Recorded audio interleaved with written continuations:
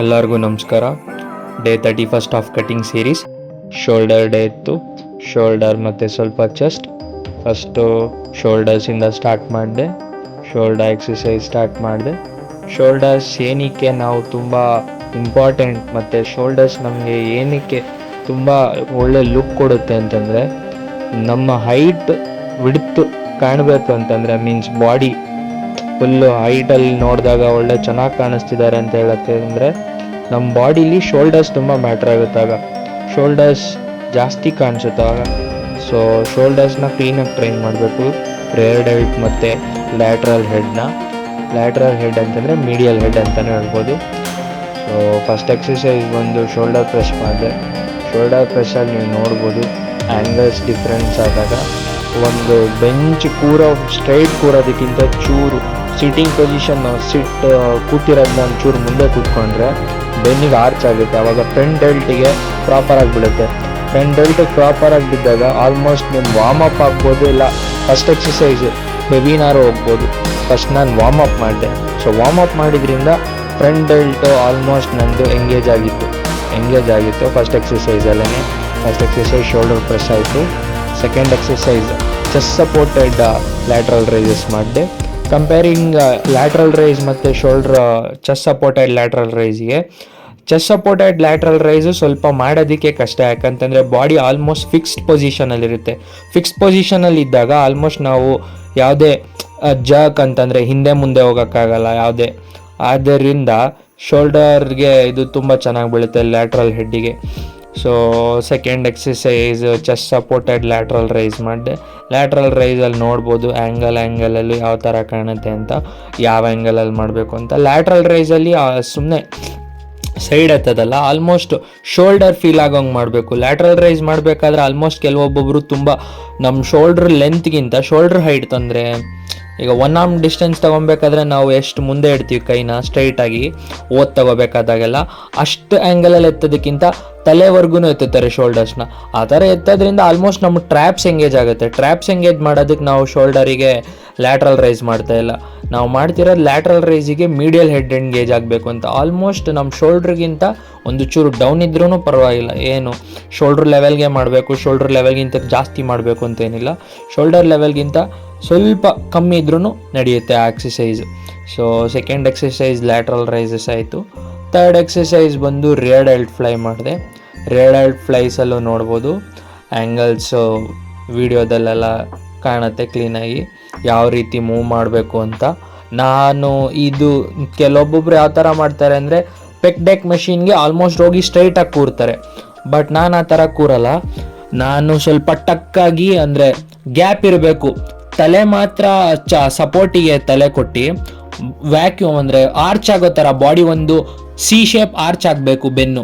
ಬೆನ್ನು ಆರ್ಚ್ ಆದಾಗ ನಾವು ಹಿಂದೆಗಡೆ ಆರ್ಮ್ಸ್ನ ರಿಯರ್ ಡೆಲ್ಟ್ ಫ್ಲೈಸಿಗೆ ಟ್ರೈ ಮಾಡಿದಾಗ ಬರೀ ರಿಯರ್ ಡೆಲ್ಟ್ ಮಾತ್ರ ಎಂಗೇಜ್ ಆಗುತ್ತೆ.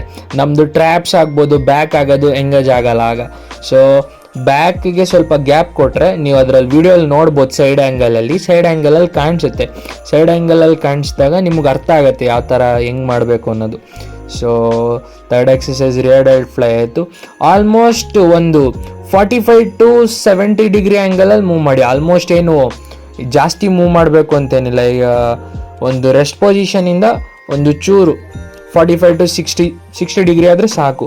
ಫುಲ್ ಹಿಂದೆವರೆಗೂ ತಳ್ಳಬೇಕು, ಹಿಂದೆವರೆಗೂ ಮಾಡಬೇಕು ಅಂತೇನಿಲ್ಲ, ಜಸ್ಟ್ ಈ ಥರ ಮಾಡಿದ್ರು ಸಾಕು. ರಿಯರ್ ಡೆಲ್ಟ್ ಫ್ಲೈಸ್ ಆಯಿತು. ಅದಾದಮೇಲೆ ಫೋರ್ತ್ ಎಕ್ಸಸೈಸ್ ಬಂದು ಸ್ಟ್ಯಾಂಡಿಂಗ್ ಲ್ಯಾಟ್ರಲ್ ರೈಸ್ ಮಾಡಿದೆ. ನಾರ್ಮಲಾಗಿ ಹೆಂಗೆ ಮಾಡಬೇಕು ಆ ಥರ. ಓವರಾಗಿ ಈಗೋ ಲಿಫ್ಟಿಂಗ್ ಮಾಡೋಕ್ಕೆ ಹೋಗ್ಬೇಡಿ. ಈಗೋ ಲಿಫ್ಟಿಂಗ್ ಮಾಡೋದಕ್ಕಿಂತ ಜಸ್ಟ್ ನಿಮ್ಮ ಕೈಲಿ ಎಷ್ಟು ವೆಯ್ಟ್ ಆಗುತ್ತೆ ಅದಕ್ಕಿಂತ ಚೂರು ಜಾಸ್ತಿ ವೆಯ್ಟಲ್ಲಿ ಟ್ರೈ ಮಾಡಿ. ಸೊ ಲ್ಯಾಟ್ರಲ್ ರೈಸಲ್ಲೂ ಅಷ್ಟೇ, ಜಾಸ್ತಿ ಸ್ವಿಂಗ್ ಮಾಡಬೇಡಿ ಬಾಡಿನ. ಸ್ವಿಂಗ್ ಮಾಡ್ದೇ ನಾರ್ಮಲಾಗಿ ವೆಯ್ಟ್ನ ಟೈಮ್ ಅಂಡರ್ ಟೆನ್ಷನ್ ಮತ್ತು ಸ್ವಲ್ಪ ಟೈಮ್ನ ಲ್ಯಾಗ್ ಆಗಬೇಕು ಬಾಡಿಗೆ, ಸ್ವಲ್ಪ ಸ್ಲೋ ಆಗಿ ಬಿಡಬೇಕು. ಸೊ ಶೋಲ್ಡರ್ ಲ್ಯಾಟ್ರಲ್ ರೈಸಸ್ ಆಯಿತು. ಲ್ಯಾಟ್ರಲ್ ರೈಸಸ್ ಫೋರ್ತ್ ಎಕ್ಸಸೈಸ್ ಆಯಿತು. ಫೋರ್ತ್ ಎಕ್ಸಸೈಸಲ್ಲಿ ನೀವು ನೋಡ್ಬೋದು ಆ್ಯಂಗಲ್ಸಲ್ಲೂ. ಸೊ ಫಿಫ್ತ್ ಎಕ್ಸಸೈಸ್ ಬಂದು front pull or face pull ಮಾಡಿದೆ. ಫೇಸ್ ಪುಲ್ಲಲ್ಲಿ ನೋಡ್ಬೋದು ನೀವು ಯಾವ ರೀತಿ ಮಾಡಬೇಕು, ಯಾವ ರೀತಿ ಮಾಡಬಾರ್ದು ಅನ್ನೋದನ್ನ. ಸೊ ಫೇಸ್ ಪುಲ್ಲಿಂಗ್ ಮಾಡಿದೆ. ಫೇಸ್ ಫುಲ್ ಮಾಡಬೇಕಾದಾಗ ನೀವು ಬಾಡಿಯಲ್ಲಿ ನೋಡಬೇಕಾಗತ್ತೆ ಯಾವ ರೀತಿ ಮಾಡಬೇಕು, ಯಾವ ಥರ ಮಾಡಬೇಕು ಅನ್ನೋದು. ಸೊ ಆ್ಯಂಗಲ್ಸಲ್ಲಿ ಟ್ರೈ ಮಾಡ್ತಾಯಿದ್ದೀನಿ ಯಾವ ಥರ ತೋರಿಸ್ಬೋದು, ಯಾವ ಥರ ಮಾಡಿದ್ರೆ ಅರ್ಥ ಆಗುತ್ತೆ ಅಂತ. ಮೊದಲಾದರೆ ನಾನು ಟೈಮ್ ಲ್ಯಾಬ್ಸ್ ಇಟ್ಬಿಡ್ತಿದ್ದೆ, 4 ಸೆಟ್ಟನ್ನು ಮಾಡಿರ್ತಾರ ಮಾಡಿರಲ್ವ ಅನ್ನೋ ಡೌಟಲ್ಲಿರ್ತಾರೆ. ಸೊ ಬಟ್ ಆ ಥರ ಮಾಡೋದು ಬೇಡ, ಇನ್ಮೇಲಿಂದ ಆ್ಯಂಗಲ್ಸಲ್ಲಿ ತೋರಿಸೋಣ. ಜಸ್ಟ್ ಒಂದು 3 ಸೆಟ್ ಆಗ್ಬೋದು, ಇಲ್ಲ ಯಾವ ಸೆಟ್ ಆಗುತ್ತೆ, ಎಷ್ಟು ಸೆಟ್ ಆಗುತ್ತೆ ಅಷ್ಟು ಸೆಟ್ನ ಮಾಡುವಾಗ ಮಾಡಿದ ಎಕ್ಸಸೈಸ್ನ ಡಿಫ್ರೆಂಟ್ ಆ್ಯಂಗಲ್ಸಲ್ಲಿ ತೋರಿಸಿದ್ರೆ ನಿಮಗೂ ಅರ್ಥ ಆಗುತ್ತೆ ಯಾವ ರೀತಿ ಕೂರಬೇಕು, ಯಾವ ರೀತಿ ಹ್ಯಾಂಡ್ ಮೂಮೆಂಟ್ಸ್ ಇರುತ್ತೆ, ಯಾವ ರೀತಿ ಮೂಮೆಂಟ್ ಇರಬೇಕು ಎಕ್ಸಸೈಸಿಗೆ, ಯಾವ ಥರ ಮಾಡಿದ್ರೆ ಬಾಡಿ ಎಂಗೇಜ್ ಆಗುತ್ತೆ, ಎಂಗೇಜ್ ಆಗಾದ್ಮೇಲೆ ಯಾವ ಥರ ವರ್ಕ್ ಆಗಬೇಕದು, ಆ ಥರ ಮಾಡೋದಕ್ಕೆ ನಾನು ಅದನ್ನು ಆ್ಯಂಗಲ್ಸಲ್ಲಿ ಟ್ರೈ ಮಾಡ್ತಾಯಿದ್ದೀನಿ. ಸೊ ನೀವು ನೋಡ್ಬೋದು ಆ್ಯಂಗಲ್ಸಲ್ಲಿ ಪ್ರತಿಯೊಂದು ಆ್ಯಂಗಲಲ್ಲೂ ಈಗ ಕೆಲವೊಂದೊಂದು ಸೈಡ್ ಆ್ಯಂಗಲ್ಲು, ಫ್ರಂಟ್ ಆ್ಯಂಗಲ್ಲು, ಟಾಪಿಂದನೂ ನೋಡ್ಬೋದು ಯಾವ ರೀತಿ ಕಾಣುತ್ತೆ ಅಂತ. ಸೊ ಪ್ರತಿಯೊಂದರನ್ನು ಎಕ್ಸಸೈಸ್ನ ಡಿಫ್ರೆಂಟ್ ಆ್ಯಂಗಲ್ಸಿಂದ ಶೂಟ್ ಮಾಡೋಕ್ಕೆ ಟ್ರೈ ಮಾಡ್ತೀನಿ ಇನ್ಮೇಲೆ. ಹಾಗೆ ನಿಮ್ಗೆ ಅರ್ಥ ಆಗೋಕ್ಕೆ ಯಾವ ಥರ ಹೇಳಬೇಕು ಅನ್ನೋ ಥರ ಟ್ರೈ ಮಾಡ್ತೀನಿ. ಸೊ ಲಾಸ್ಟ್ ಎಕ್ಸಸೈಸ್ ಇದೆ ಶೋಲ್ಡರ್ ಪ್ರೆಸ್ ಇತ್ತು, ಶೋಲ್ಡರ್ ಪ್ರೆಸ್ ಅಂತೀನಿ, ಫೇಸ್ ಪುಲ್ ಇತ್ತು, ಫೇಸ್ ಪುಲ್ ಮಾಡಿದೆ. ಫೇಸ್ ಪುಲ್ಲಲ್ಲಿ ನೀವು ನೋಡ್ಬೋದು ಫೇಸ್ ಪುಲ್ ಹೆಂಗೆ ಮಾಡಬೇಕು ಅಂತ. ಫೇಸ್ ಪುಲ್ಲಲ್ಲಿ ಆಲ್ಮೋಸ್ಟ್ ಯಾವ ಥರ ಮಾಡಬೇಕು 2 ಆ್ಯಂಗಲಲ್ಲಿ ಟ್ರೈ ಮಾಡಿದ್ದೀನಿ ತೋರ್ಸೋಕ್ಕೆ. ನೋಡ್ಬೋದು ಫೇಸ್ ಪುಲ್ಲಲ್ಲಿ ನೀವು ಯಾವ ಥರ ಮಾಡಬೇಕು, ಹೆಂಗೆ ಪುಷ್ ಮಾಡಬೇಕು ಅನ್ನೋದೆಲ್ಲ, ಪುಷ್ ಅನ್ನಲ್ಲ, ಹೆಂಗೆ ಅದನ್ನು ಸ್ಕ್ವೀಸ್ ಮಾಡಬೇಕಾಗುತ್ತೆ, ರೇರ್ ಡೆಲ್ಟ್ನ ಹೆಂಗೆ ಮಾಡಬೇಕು ಅನ್ನೋದು. ಸೊ ಇದು ಶೋಲ್ಡರ್ ವರ್ಕೌಟ್ ಆಗಿತ್ತು. ಶೋಲ್ಡರ್ ವರ್ಕೌಟ್ ಆದಮೇಲೆ ನಾನು ಆಲ್ಮೋಸ್ಟ್ ಚೆಸ್ಟಿಗೆ 2 ವೇರಿಯೇಷನ್ ಮಾಡಿದೆ. ಒಂದು ಕ್ಲೋಸ್ ಗ್ರಿಪ್ಪು ಒಂದು ಕ್ಲೋಸ್ ಗ್ರಿಪ್ ಮಷಿನ್ ಪ್ರೆಸ್ಸು, ಇನ್ನೊಂದು ಪೆಕ್ ಡೆಕ್ ಫ್ಲೈಸು, ಇನ್ನೊಂದು ಲೋವರ್ ಲ್ಯಾಟ್ಸಿಗೆ ರೋಪ್ ಫ್ಲೈಸ್ ಮಾಡಿದೆ. ಈ ರೀತಿ ಇತ್ತು ವರ್ಕೌಟು. ಸೊ ಕಮ್ಮಿಂಗ್ ಡೇಸಲ್ಲಿ ನಾನು ಇನ್ನೂ ಬೇರೆ ಥರ ಆ್ಯಂಗಲ್ಸ್ ಮತ್ತು ಬೇರೆ ಇದರಲ್ಲಿ ಡಯಟ್ಸ್ನೆಲ್ಲ ಎಕ್ಸ್ಪ್ಲೇನ್ ಮಾಡ್ತೀನಿ. ಸೊ ಆವಾಗ ನಿಮ್ಗೊಂದು ಐಡಿಯಾ ಬರುತ್ತೆ ಯಾವ ಥರ ಇರಬೇಕು, ಯಾವ ಥರ ಮಾಡಬೇಕು ಅನ್ನೋದನ್ನ. So this was the video of 31st day of cutting series. So thank you.